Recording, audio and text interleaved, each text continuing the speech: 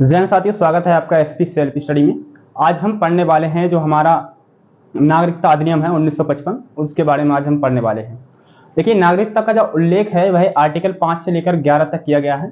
और हम जो नागरिकता जो है ब्रिटेन के संविधान से ली गई है, ठीक है। और कैसी नागरिकता है? आपकी एकहरी नागरिकता है। और नागरिकता संबंधी पहला विवरण किसने दिया था? आपका अरस्तू ने दिया था।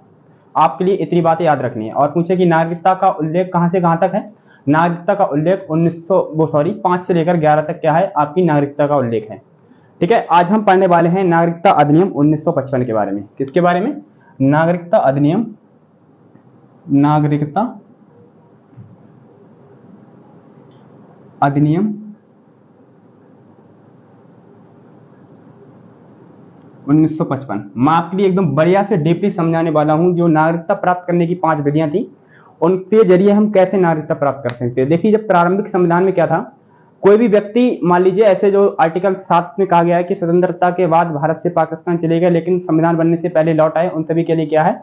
नागरिकता दे दी जाएगी, ठीक है। हम इसके बारे में पढ़ चुके। कोई भी मतलब कि विदेशी नागरिकता लेने पर क्या भारत की नागरिकता साफ कर दी जाएगी, इन सभी ये सब प्रावधान थे। तो इसमें कुछ संशोधन किए गए थे, जैसे कि नागरिकता प्राप्त करने के जो अधिनियम है, विधियां हैं 1955 के तहत कितनी विधियां दी गई हैं? आपकी 5 विधियां दी गई हैं। कितनी विधियां दी गई हैं? आपकी 5 विधियां दी गई हैं। जैसे पहली है आपकी विधि, जन्म के आधार पर नागरिकता। क्या चीज? जन्म के आधार पर नागरिकता, ठीक है। मैं ये मिटा देता हूं, जन्म के आधार पर नागरिकता। देखिए, जब प्रारंभिक संविधान में क्या था, देखिए मैं आपके लिए अभी बताता हूं। भारत में जन्म लेने वाले व्यक्ति को, बच्चे को क्या है? नागरिकता दे दी जा रही थी। जो कोई भी व्यक्ति, अगर कोई भी विदेशी मान लो घूमने आता है, ठीक है, और उसके कोई मतलब कोई उसकी महिला जो है गर्भवती, अगर वह भारत में बच्चे को जन्म देती है तो उसे क्या है? नागरिकता दे दी जा रही थी। ऐसा प्रावधान था। मान लीजिए कोई प्रेम मंदिर घूमने आया आपके मथुरा में, और वो महिला मान लीजिए गर्भवती है, तो वह उसके मान लीजिए उससे क्या है? बच्चा जन्म ले लेता है, तो उसे क्या है? नागरिकता दे दी जा रही थी। ऐसा प्रावधान किया गया था। किसमें? जन्म के आधार पर नागरिकता में, ठीक है। लेकिन ये बहुत ही ज्यादा खतरनाक था, ठीक है। मान लीजिए कोई आ रहा है कि इलाज कराने के लिए, तो उसने बच्चे को जन्म दे दिया, तो उसे भी नागरिकता दे दिया। तो ये बड़ा खतरनाक रूल था। तो इसी को देखते हुए 1955 में, 1986 में, कब? 1986 में, ठीक है। कब? 1986 में एक संशोधन किया गया था। ये नागरिकता संबंधी पहला संशोधन था, ठीक है।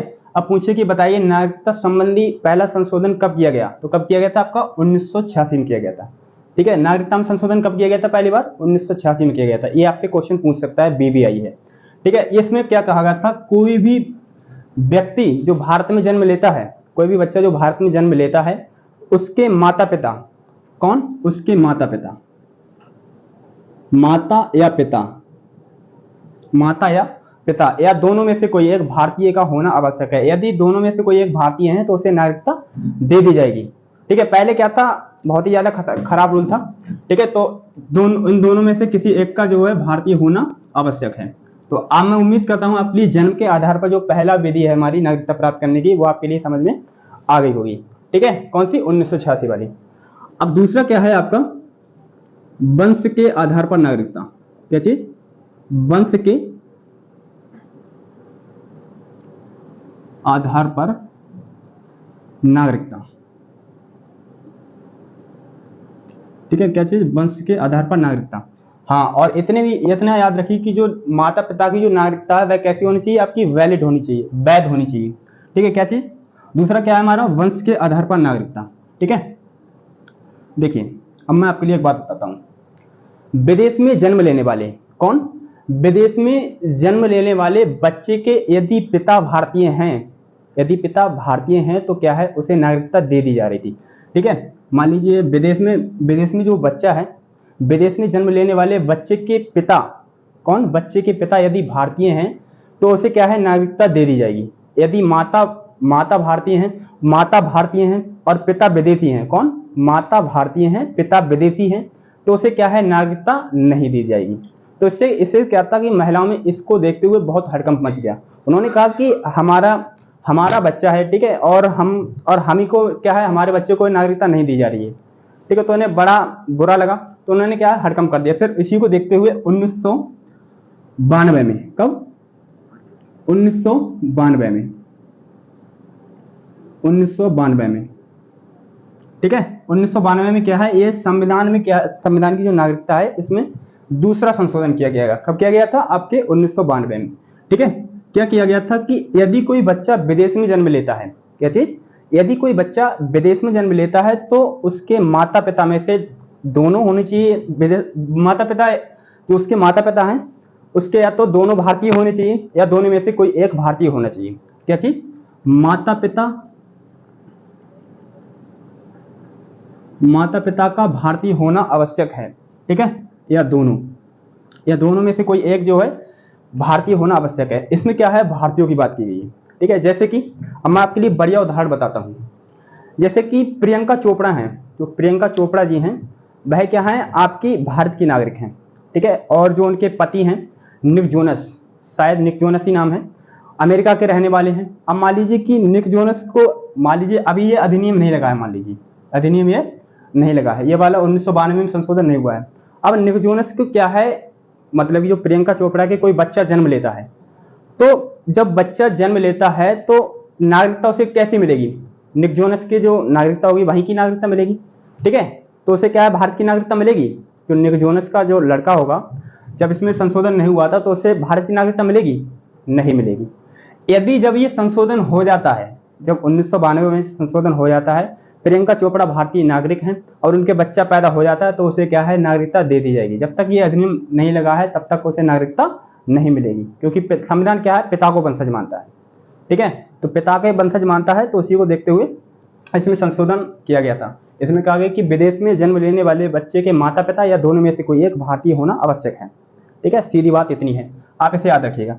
तीसरा है आपका रजिस्ट्रेशन, तीसरा क्या है आपका, रजिस्ट्रेशन, पंजीकरण।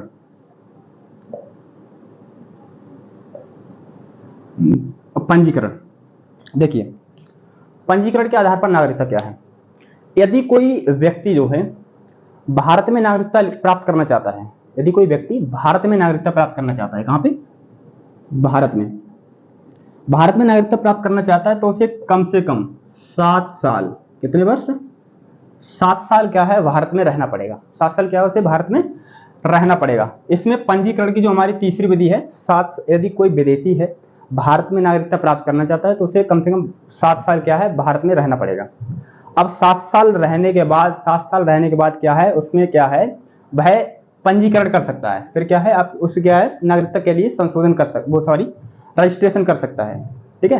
क्या कर सकता है, रजिस्ट्रेशन कर सकता है। यदि आपका रिकॉर्ड अच्छा रहता है, आपने कोई क्राइम नहीं किया है, तो क्या है, गृह मंत्रालय इस पर विचार करेगा।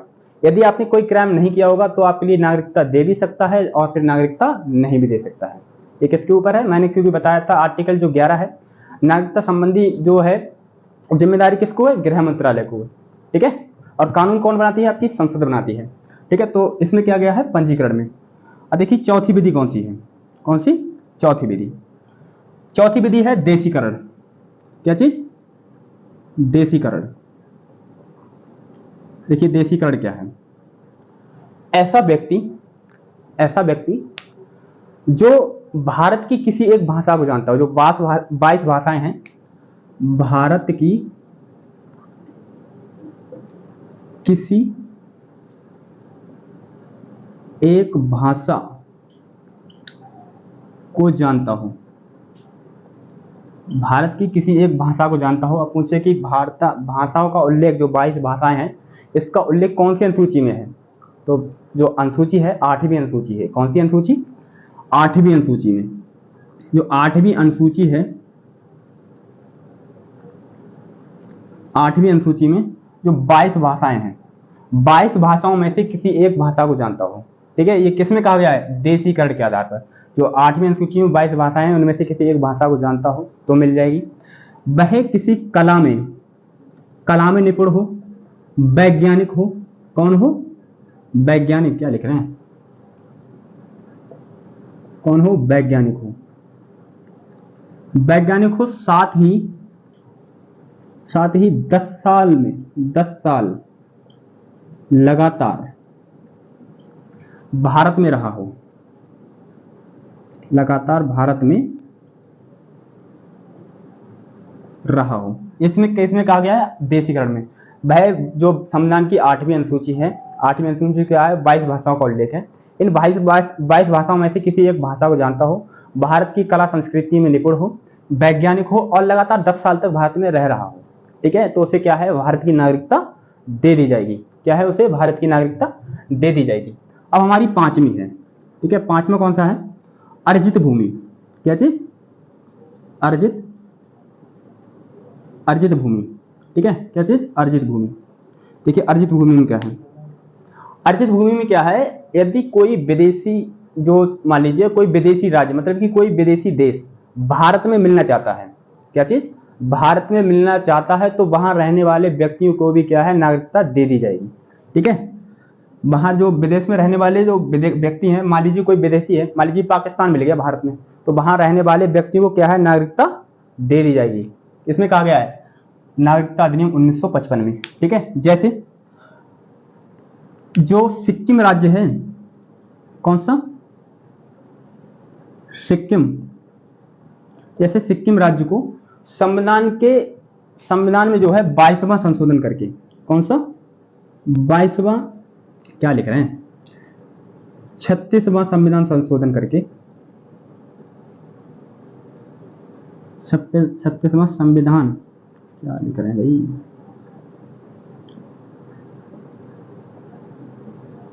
36वां संविधान संशोधन कब हुआ, 16 मई 1975, कब हुआ। अब पूछे कि बताइए सिक्किम को भारत में कब मिलाया गया, कब मिलाया गया था आपका, 16 मई 1975 को। कौन से संशोधन के तहत, 36वां संविधान संशोधन हुआ था, तब उसे क्या है, सिक्किम को भारत में मिला लिया गया। और ये कौन सा राज्य बना था आपका, 22वां राज्य मिला था। कौन सा, 22वां राज्य बना था, कौन सा, सिक्किम का। तो अर्जित भूमि की, जो अर्जित भूमि के लिए आपकी ये समझ में आ गया होगा। मान लीजिए कोई विदेशी है, भारत में मिलना चाहता है, तो उसे क्या है, वहां के रहने वाले लोगों को भी क्या है, नागरिकता दे दी जाएगी, ठीक है। और जैसे कि बांग्लादेश का एक परगना जिला है, तो वहां के कुछ लोगों को भारत में, जो परगना जिला है वह भारत में मिल गया है, तो उसे भी क्या है, नागरिकता दे दी गई है, ठीक है। तो मैं उम्मीद करता हूं आपके लिए लेक्चर हमारा पसंद आया होगा। मिलते हैं नेक्स्ट लेक्चर में, तब तक के लिए बाय, जय हिंद, जय भारत।